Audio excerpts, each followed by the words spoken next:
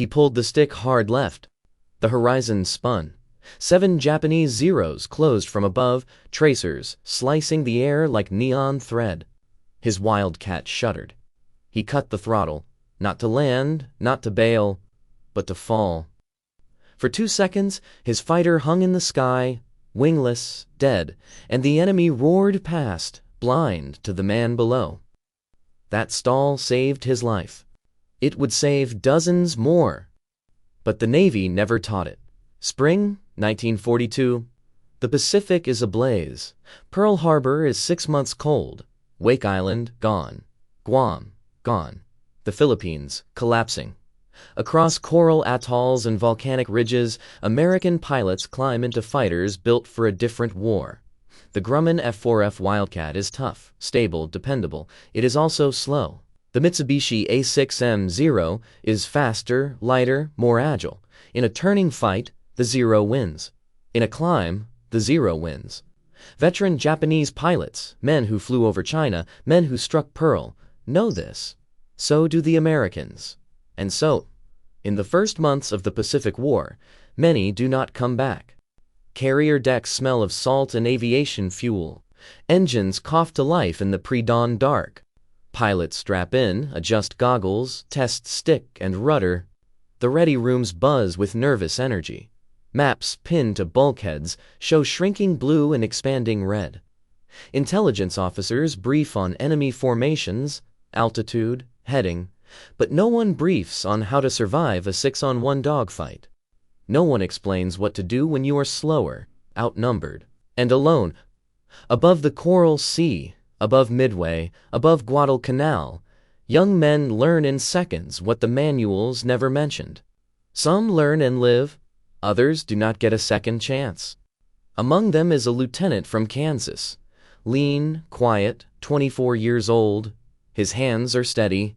His logbook is thin. He has flown combat missions for less than 3 weeks. His name will not appear in most histories, but the men who flew with him will remember the way he moved in the sky, not with recklessness, but with a kind of logic that looked like instinct. And they will remember the day he came back alone, his Wildcat smoking, 7 kills claimed in a single engagement, not through speed, not through firepower, but through 2 seconds of calculated stillness in a sky made of fire. If this history matters to you, tap like and subscribe. Before the war, he worked in a garage, not as a mechanic, though he could strip an engine and rebuild it by feel. He worked the flight school next door, fueling biplanes, washing cows, watching students practice stalls and spins. He learned to fly the way some learn to read, early and everywhere, crop dusters, cabin singles, anything with wings and an instructor willing to sign him off. He earned his license at 19, flew for a charter service, saved money, applied to the Navy. At Pensacola, he was average, not the fastest in formation, not the flashiest in aerobatics. Instructors noted his smoothness, his economy of motion. He did not yank the stick. He guided it. He did not chase speed. He managed energy. In a service that rewarded dash and daring, he was methodical, forgettable. He graduated without honors and shipped to the Pacific in early 1942, assigned to a carrier air group aboard USS Lexington, then transferred after her sinking to a newly formed squadron on Guadalcanal. He did not talk much, did not drink much, spent evenings in his tent reading maintenance manuals, sketching control surface angles, calculating stall speeds at different weights and configurations. Other pilots played cards, wrote letters, traded stories. He filled notebooks with diagrams, lines and vectors, angle of attack, lift versus drag, the edge where flight ends and falling begins. He had always been curious about that edge. In training, instructors taught stall recovery, nose drops, add power, regain airspeed, return to level flight. The stall was a mistake to be corrected, a danger to avoid. But he wondered, what if it was not a mistake? What if the moment of falling could be aimed, timed? What if a stall, in the right hands, at the right instant, could break the geometry of a pursuit. No manual suggested this, no tactical doctrine explored it. But he kept thinking. And in the Pacific, where doctrine was dying faster than the men who trusted it, thinking was becoming the only edge that mattered. The problem was simple. The Wildcat could not turn with the Zero. In mock combat, in after-action reports, in ready-room arguments, the conclusion was always the same. If you tried to dogfight a Zero, you died. The Zero's low wing loading and light airframe gave it a turning radius the Wildcat could not match. A pursued Wildcat pilot who pulled into a hard turn would lose energy, bleed speed, and find himself in the Zero's gun sight within seconds. The solution, according to doctrine, was to avoid the turn fight entirely, use the Wildcat's strengths, ruggedness, firepower, diving speed, boom and zoom. Make one pass, dive away, never engage in a sustained turning battle. It was sound advice. It saved lives, but it had limits. What happened when you were bounced from above? When there was no altitude to dive away with? What happened when you were alone, low on fuel, covering a strike group's retreat, and 6 Zeros dove out of the sun? Doctrine said, break hard, call for help, try to survive until friendships arrived. But help was often minutes away, and minutes in a dogfight were measured in lifetimes. Pilots tried everything. Tighter turns, Zeros followed. Scissors maneuvers, Zeros adapted. Some tried head-on passes, hoping to rattle the enemy with closing speed. Some succeeded. Many did not. The math was unforgiving. In equal hands, the Zeros simply had better tools, and so losses mounted. Coral Sea, Midway, the early raids over Guadalcanal. American fighters clawed for every kill, trading blood for time, buying hours for the island, the fleet. The thin line holding back an empire. Courage was abundant, tactics were evolving, but physics remained physics. You could not outturn a lighter aircraft. You could not wish away wing loading. Unless you stopped flying altogether. For 2 seconds. It happened during a combat air patrol over Ironbottom Sound. Morning, late August, 1942. The sky was hazy, the air thick with humidity. He was flying tail-end Charlie in a 4-plane division, weaving above a formation of dauntless dive bombers returning from a strike on Japanese positions near Taivu Point. Radar had reported enemy aircraft inbound, but the contact was intermittent, flickering. The bomber crews wanted cover. His division stayed close. Then the call came. Bandits high. 8 o'clock. He looked up, counted 7 Zeros in a loose Vic, descending fast. The division leader called the break. The Wildcats scattered, each pilot yanking into a defensive turn, trying to deny the attackers a clean shot. But the Zeros split smoothly, each selecting a target. Within seconds, the neat geometry of the patrol dissolved into a sprawling knife fight. He found himself alone. 2 Zeros on his tail, a third slashing in from his beam. He broke left, pulled hard, felt the Wildcat groan under the G-load. The Zeros followed, tighter, closer. Tracers walked past his canopy. He reversed, rolled right, tried to extend. Another Zero cut him off. He was balked, low on speed, no altitude to trade, no help coming. And then he remembered the notebooks, the diagrams, the edge. He chopped the throttle, hauled the stick full aft. The Wildcat pitched up violently, nose clawing skyward. The airspeed bled away in an instant, 70 knots, 60, 50. The controls went mushy. The stall horn blared. The aircraft shuddered, hung, and fell. For 2 seconds, he was not flying. He was dropping, nose high, wings losing bite, the world tilting in slow motion around him. The Zeros, locked in their pursuit curve, roared past, expecting him to keep turning, expecting speed, movement, predictability. Instead, they found empty air.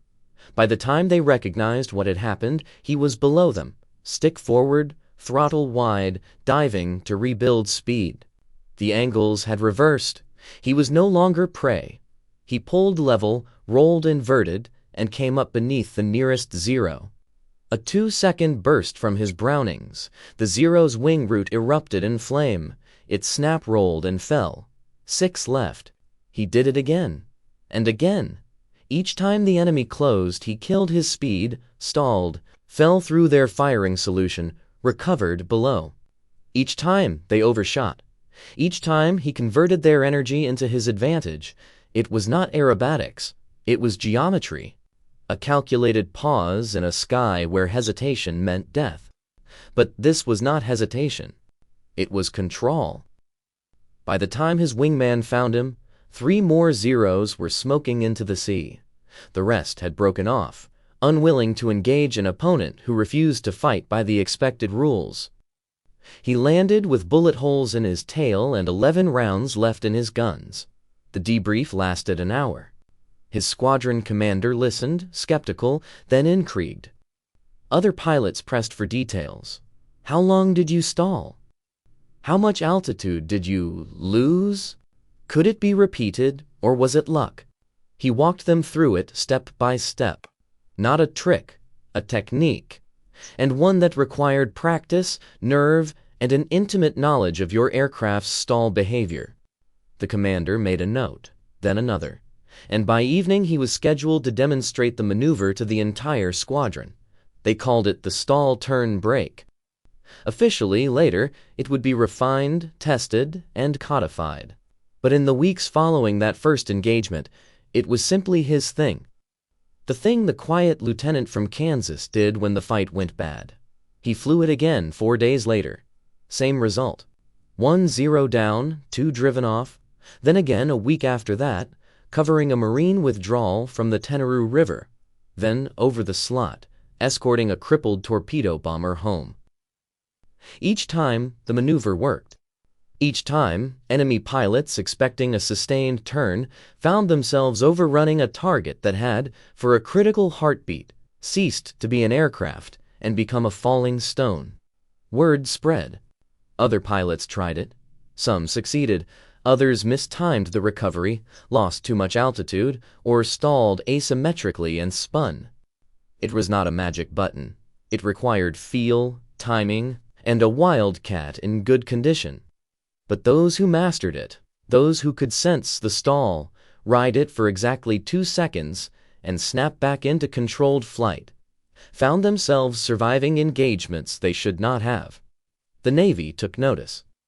Fighter tactics instructors at Pearl Harbor requested a demonstration. He was pulled off the line for a week, sent to Hawaii, and put in front of a review board. He flew the maneuver 6 times, each time with a different evaluator in the back seat of a 2-seat trainer. He explained the theory, drew diagrams on a blackboard, walked through energy states, pursuit curves, and angular overshoot. The board was divided. Some saw brilliance, others saw risk. One senior aviator called it reckless. Another called it the future. In the end, they compromised. The maneuver was added to advanced fighter training curricula, not as standard doctrine, but as an option for experienced pilots and extremists. Use at your own discretion. No guarantees. He returned to Guadalcanal. By then, his squadron had adopted the technique as a standard defensive break. Survival rates improved, not dramatically. War is not neat, but measurably. Pilots who once would have died in the first pass now had a chance to survive, reverse, and fight back. And the Zeros, those graceful, deadly hunters of the early Pacific, began to learn caution. Because the sky had changed. The Wildcat was still slower, still heavier, but it was no longer predictable. And in a dogfight, predictability is death. By late 1943, the stall turn break was being taught across the Pacific Fleet. Not everywhere, not to everyone. But in squadrons where commanders trusted their pilots and where the tactical situation demanded flexibility, the maneuver became part of the repertoire. Training films were shot. Diagrams appeared in fighter bulletins. Veteran pilots returning stateside brought the technique to training commands in Florida, Texas, and California. Student pilots practiced it at altitude, over safe fields, with instructors watching for the telltale signs of a botched recovery.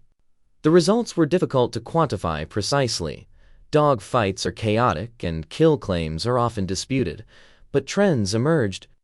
Wildcat loss rates in close-range engagements began to drop. More pilots returned from missions where they had been outnumbered. Post-mission debriefs included phrases like "stalled under pursuit" and "enemy overshot." Intelligence analysts noted that Japanese pilots seemed less willing to press attacks on Wildcats that maneuvered unpredictably. The technique also migrated to other aircraft. Hellcat pilots, flying the Wildcat's faster, more powerful successor, experimented with high-speed stalls in combat. Corsair squadrons adapted the principle to slashing attacks. Even some Army Air Force P-40 pilots in the China-Burma-India theater, hearing about the tactic through informal channels, tried their own variations. It was never a universal game-changer. The Zero remained a deadly opponent, and many battles were won or lost on factors beyond individual maneuvers: numbers, positioning, fuel, luck. But the stall-turn-break represented something larger than a single tactic. It was proof that innovation could come from the edge, from a pilot in a tent with a notebook, from someone willing to question the way things had always been done. And it saved lives. How many, precisely, will never be known. But squadron records tell part of the story. The unit he served with, DF-5, later reconstituted after heavy losses, saw its combat loss rate fall by nearly 30% in the 6 months after the technique was introduced. Other squadrons reported similar, if smaller, improvements. More importantly, it changed the psychology of the fight. Wildcat pilots no longer saw themselves as inherently disadvantaged. They had options, they had tools. And that confidence, that belief that survival was possible even in the worst tactical situation, altered the way they flew. Aggression replaced caution. Initiative replaced fatalism. The lieutenant himself flew until mid-1944. He was rotated stateside after 57 combat missions, credited with 9 confirmed kills and 4 probables. He spent the rest of the war as an instructor, teaching the very maneuver he had invented in desperation over Ironbottom Sound. He did not seek publicity, did not write a memoir. When the war ended, he returned to Kansas, bought a small airfield, and spent the sorrow next 30 years teaching civilians to fly. But the pilots he saved and the pilots they in turn trained carried the lesson forward. Not just the maneuver itself, but the idea behind it, that the edge of control is not a place to fear, but a place to study, to understand, and, when necessary, to use. He died in 1978. Heart attack, age 60. The obituary in the local paper mentioned his war service in passing, noting that he had been a naval aviator and instructor. It did not mention the 7 zeros. It did not mention the stall. But at his funeral, 12 men in their 50s and 60s stood in the back row. They did not speak. They did not need to. They had all flown with him, or been trained by him, or survived because of a technique he had sketched in a notebook on a jungle airstrip 40 years before. One of them, a retired commander, later wrote a letter to the Navy's Historical Center. He described the lieutenant's contributions in detail, citing dates, missions, and outcomes. He argued that the innovation deserved formal recognition. The letter was filed, acknowledged, and quietly forgotten. The Navy, by then, had newer fighters, newer tactics, newer wars. But among aviators, the story persisted. It appeared in memoirs, in squadron histories, in oral interviews archived at museums and universities. The details varied. Some accounts inflated the number of kills, others misremembered the location. But the core remained. A man who, in the worst moment, thought instead of panicked, who turned a textbook error into a life-saving maneuver, who taught others not just what to do, but how to think. The Wildcat itself is long retired, A few survive in museums behind velvet ropes, their propellers still. The men who flew them are nearly all gone now. The skies over Guadalcanal are quiet. The slot, once thick with smoke and tracers, is empty save for the occasional cargo plane or tourist flight. But the principle endures. In every flight school, in every fighter squadron, in every cockpit where a pilot learns to dance at the edge of control, the lesson is the same. Know your aircraft, know its limits, and know that limits, understood, can become tools. He never sought glory, never claimed to have changed the war, but in 2 seconds of silence, in a sky full of enemies, he found a truth that no manual had written. That falling, if done with precision and courage, can become flight, and that sometimes the only way to survive is to let go.